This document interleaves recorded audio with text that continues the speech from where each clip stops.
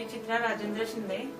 माझ्या डोळ्यांच्या मध्ये नाकामध्ये खड्डा होता, तर आम्हाला यांच्या मित्रांनी सांगितलं की एस्थेटिक मेडिस्पा डॉक्टर आशिष दावल भक्त यांना आम्ही येऊन भेटलो। त्याच्यानंतर त्यांनी आम्हाला जे सांगितलं ते आम्हाला आवडलं। त्याच्यानंतर आम्ही निर्णय घेतला सर्जरी करायचा। निर्णय घेतल्यानंतर उत्कृष्ट अशी माहिती डॉक्टरांनी दिली, त्याचे साईड इफेक्ट, त्याच्या होणारा फायदा, त्याच्यामध्ये कसलंही नुकसान होणार नाही आणि सर्व नॅचरल असणार आहे हे ज्यावेळेस डॉक्टरांनी आम्हाला सांगितलं त्यावेळेस आम्ही ती सर्जरी करायला तयार झालो।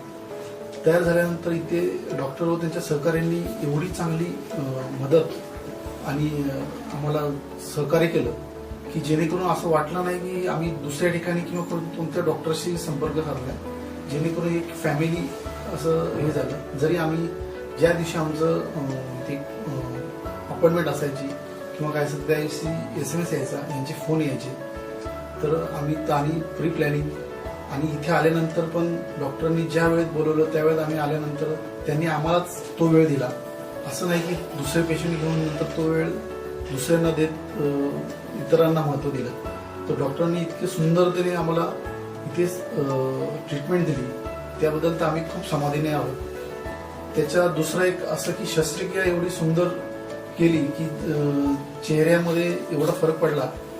जे पहिलं व्यक्तिमत्व एवढं छान दिसत नव्हतं आणि थोडं लाजल्यासारखं वाटायचं इतरांमध्ये मिसळायला, तर आता इतकं ते आकर्षित झाले की जेणेकरून आता तुम्ही फरक बघत असाल की खूपच त्याच्यामध्ये फरक पडलाय व आत्मविश्वास सुद्धा त्याच्यामध्ये खूप वाढलेला आहे।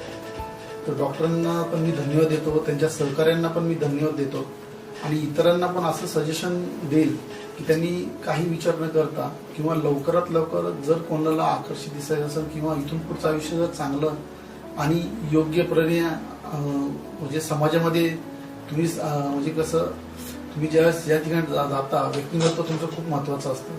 फर्स्ट इम्प्रेशन, त्या इम्प्रेशनने तुम्ही भरपूर म्हणजे जग जिंकू शकता।